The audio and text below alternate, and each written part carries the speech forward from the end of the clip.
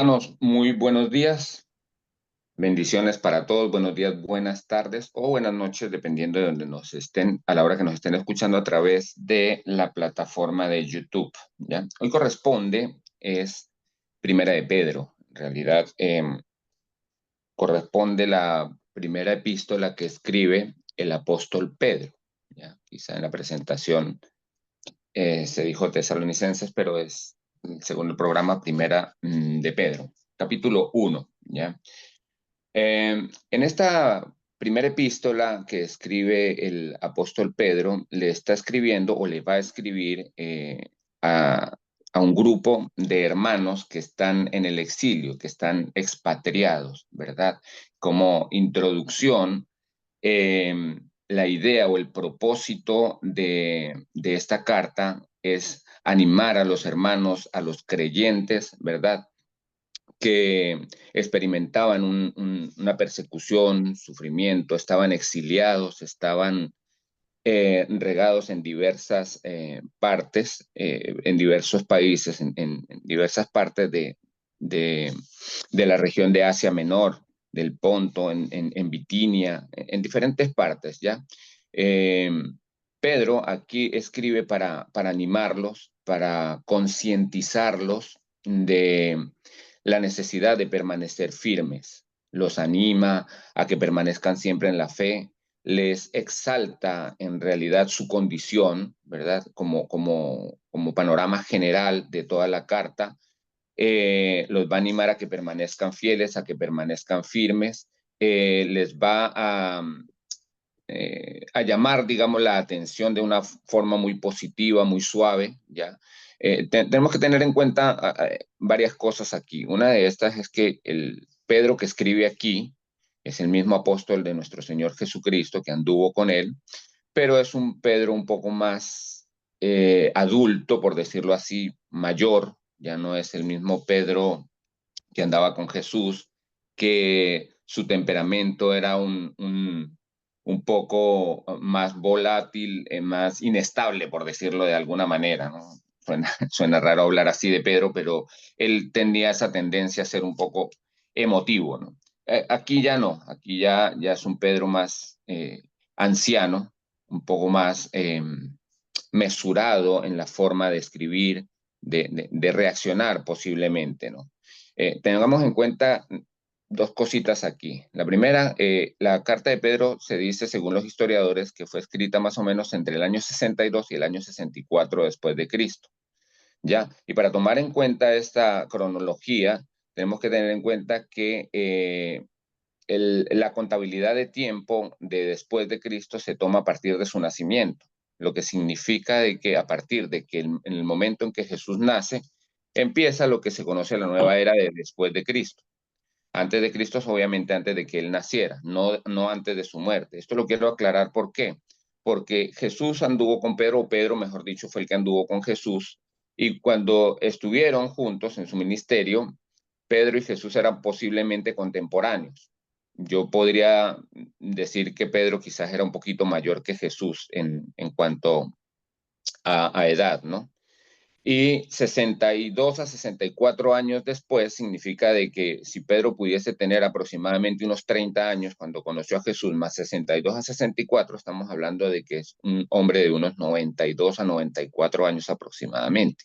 A esa edad ya hay muchas cosas que empiezan a fallar, entre esos la fuerza, la intencionalidad con la que las cosas se dicen, y ya es un poco más maduro, más mesurado para decir y para escribir las cosas. Y en este caso, Pedro está siendo dulce. Vamos a ver a lo largo de Primera de Pedro un Pedro un poco más suave, más dulce, más dócil y también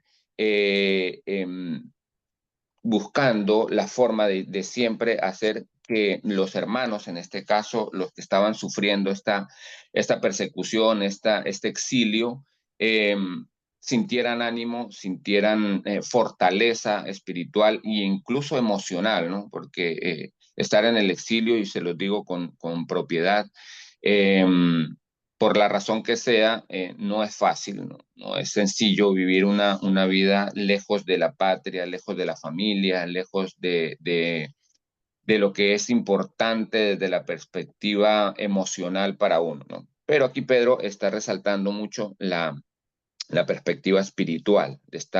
Les está diciendo, les está elevando esa parte espiritual y les está diciendo, mire, ustedes son muy importantes, verdaderamente importantes para Dios.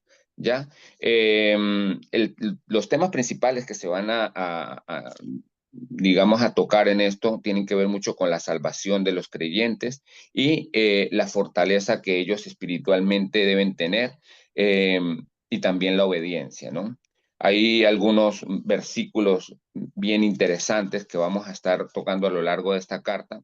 El 2:9 es uno de los más, digamos, usuales o famosos, donde Pedro le dice, mire, ustedes ya no son como antes, ustedes son nación santa, pueblo escogido por Dios, son real sacerdocio. Les va a elevar un poco el ánimo diciéndoles estas cosas y expresándoles lo importante que son para Dios. Pero en este primer capítulo vamos a estar leyendo, voy a leer en la Reina Valera, dice así: Pedro, apóstol de Jesucristo, a los expatriados en la dispersión, en el Ponto, Galacia, Capadocia, Asia y Bitinia, elegidos según la presencia de Dios Padre en santificación del Espíritu para obedecer y ser rociados con la sangre de Jesús. Gracia y paz se multiplique para ustedes. Y después en el versículo 3 empieza a hablar un poco acerca de la esperanza, donde dice, bendito el Dios y Padre de nuestro Señor Jesucristo, que según su grande misericordia nos hizo renacer para una esperanza viva por la resurrección de Jesucristo de los muertos, para una herencia incorruptible, incontaminada, inmarcesible, reservada en los cielos para vosotros que sois guardados por el poder de Dios mediante la fe para alcanzar la salvación que está preparada para ser manifestada en los tiempos postreros. ¿Ya? Vamos a detenernos un poquitico aquí. Pedro le está diciendo aquí a estos hermanos que están exiliados en el Ponto, en Galacia, en Capadocia, en Asia, en Bitinia, ¿verdad? Que ellos son elegidos por Dios, ¿verdad? Jesucristo los eligió. Es como una invitación exclusiva, por decirlo así. Obviamente sabemos que la salvación es para todo el que la quiera aceptar, pero aquí Pedro busca o apunta a la parte emocional, espiritual principalmente, pero también a la parte emocional. Muchos de ellos estaban acongojados, tristes, sufriendo persecución. Según los historiadores, los hechos en la época en que Pedro escribió esto ocurrieron bajo el gobierno o bajo el imperio de Nerón, ¿ya? Y Nerón, ¿qué era lo que hacía? Perseguía a todos los que fueran cristianos, los quemaban, los empalaban, hacían una serie de cosas bastante desastrosas, calamidades que le pasaban a estos hermanos, y por eso muchos de ellos tuvieron que huir, muchos con sus familias, ¿ya? Entonces esto era parte no solamente de un propósito de Dios, no que Nerón actuara así, sino el propósito de que ellos fueran exiliados es también de que el evangelio fuera expansivo, no sé cómo se pronuncia, pero que fuese predicado en todas partes del mundo. En este caso, Jesús ya le había dicho, de hecho, a los apóstoles en Hechos capítulo 1, versículo 8, que ellos le iban a ser expandido, muchas gracias, que iba a ser testigos en muchas partes. Ya, vamos un momentico ahí a Hechos capítulo 1, versículo 8, donde Jesús le dice a ellos de la siguiente forma, versículo 6 en adelante dice, entonces los que se habían reunido preguntaron diciendo, Señor, ¿restaurarás el reino de Israel en este tiempo? Y él les dijo, no les toca a ustedes saber los tiempos o las sazones que el Padre puso en su sola potestad, pero recibirán el poder cuando haya venido sobre vosotros el Espíritu Santo. Y me serán testigos en Jerusalén, en toda Judea, en Samaria y hasta en lo último de la tierra. Entonces, ¿qué pasa? Esto obviamente fue directo para los apóstoles, pero el evangelio igual iba a cumplir ese propósito. ¿ya? Y una de las maneras como el evangelio iba a ser expandido tenía que ver con esto, con el exilio, con la persecución, para ir a salir a otras naciones, a otras partes, a otras tierras, y de esa misma manera poder predicar el evangelio, ¿ya? Los que somos venezolanos de nacimiento o de corazón, que hemos tenido que emigrar de nuestro país, podemos identificarnos un poco con este pasaje por el hecho de que donde vamos, obviamente nosotros somos parte de la iglesia, parte de los que expandimos el evangelio, predicamos el evangelio, compartimos la palabra, le damos a conocer al mundo la luz de nuestro Señor Jesucristo. Entonces es bien interesante porque, por ejemplo, desde mi perspectiva, cuando yo estudio Primera de Pedro y veo estos textos, me lleno de ánimo, me lleno de energía, emocionalmente me siento un poco más fuerte. ¿Por qué? Porque entiendo que esto no solamente nos está pasando a nosotros en esta época o en este momento, esto ya le pasó a muchos hermanos de la iglesia primitiva, ¿ya? Y Pedro está escribiéndole a ellos, pero de una u otra forma yo también siento y entiendo que nos está escribiendo a todos y a cada uno de los que estamos en el exilio por cualquiera que sea la razón, ¿ya? Luchando por el evangelio, luchando por una vida cristiana, dando a conocer a Cristo con nuestra actitud, con nuestra forma de actuar, de ver, de pensar en el ambiente en el que nos desarrollamos, en nuestro espacio de trabajo, ¿ya? Entonces esto nos anima en realidad a seguir firmes en esta carrera que tenemos por delante, ¿no? Y luego más adelante que Pedro les va a hablar acerca de la esperanza viva, como ya lo hemos leído. Permíteme, lo leo aquí en la NTV. Dice que toda alabanza sea para Dios, el Padre de nuestro Señor. Versículo 3, el Padre de nuestro Señor Jesucristo. Es por su gran misericordia que hemos nacido de nuevo, porque Dios levantó a Jesucristo de los muertos. Ahora vivimos con gran expectación y tenemos una herencia que no tiene precio, una herencia que está reservada en el cielo para ustedes, pura y sin mancha, que no puede cambiar ni deteriorarse. Por la fe que tienen, Dios los protege con su poder hasta que reciban esta salvación, la cual está lista para ser revelada el día final a fin de que todos la vean, ¿ya? Entonces, hay que esperar esto porque es una promesa y esta promesa es de una salvación, ¿verdad? En la eternidad, en la presencia de Dios. Y dice aquí me encanta porque dice no puede cambiar ni deteriorarse, es decir, no se decolora, no se deteriora, no se desgasta y es interesante, no se envejece, no se debilita, y esto es bien interesante porque nos da a nosotros no solamente una esperanza, sino esperar con fe, esperar con alegría y esperar con la misma emoción y devoción que estamos esperando. Por ejemplo, voy a hacer un poco comercial aquí, pero como estamos esperando la Navidad, el 24 de diciembre, para reunirnos en familia, entonces hay cierta expectativa y cierta emoción en ese gran día que nos reunamos como familia. Bueno, de esa misma manera debemos esperar esta salvación, ¿verdad? Este día final, como dice aquí en el texto del versículo 5 en la parte B, y Dios va a cumplir. Dios va a venir, nuestro Señor Jesucristo va a venir por nosotros.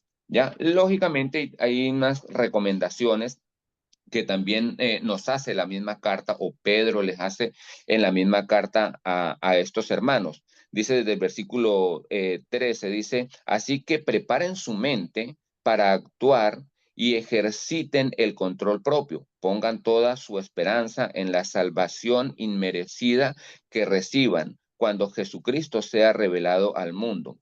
Por tanto, dice aquí versículo 14, por tanto, vivan como hijos obedientes de Dios, no vuelvan atrás a su vieja manera de vivir con el fin de satisfacer sus propios deseos.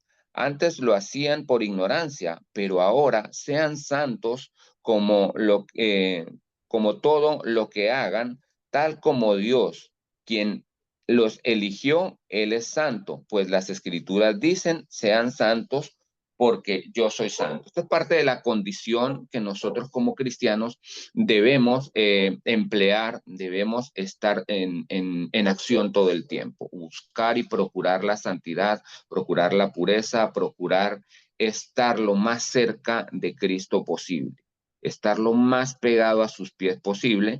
¿Por qué? Porque solo en Él vamos a encontrar la fortaleza de nuestra santidad, ¿ya? Fortalecer nuestra santidad. Otra de las recomendaciones aquí que les hace está desde el versículo 23, donde dice, vamos a leerlo desde el 22, dice, al obedecer la verdad, ustedes quedaron limpios de sus pecados. Por eso ahora tienen que amarse los unos a los otros como hermanos, con amor sincero. Ámense profundamente de todo corazón, pues han nacido de nuevo, pero no a una vida que pronto acabará, sino a una nueva vida que dura para siempre, porque proviene de la eternidad y viene de la palabra de Dios, como dicen las escrituras. Los seres humanos son como la hierba, su belleza es como la flor del campo. La hierba se seca, la flor se marchita, pero la palabra del Señor es para siempre. Y esta palabra es el mensaje de la buena noticia que se les ha predicado. Entonces, fíjense, aquí también les está recomendando que se amen, que se mantengan firmes y que no confíen solamente en las cosas que están aquí en este planeta porque son perecederas, ¿ya? Y habla obviamente aquí de la gloria del hombre, que es como la flor de la hierba.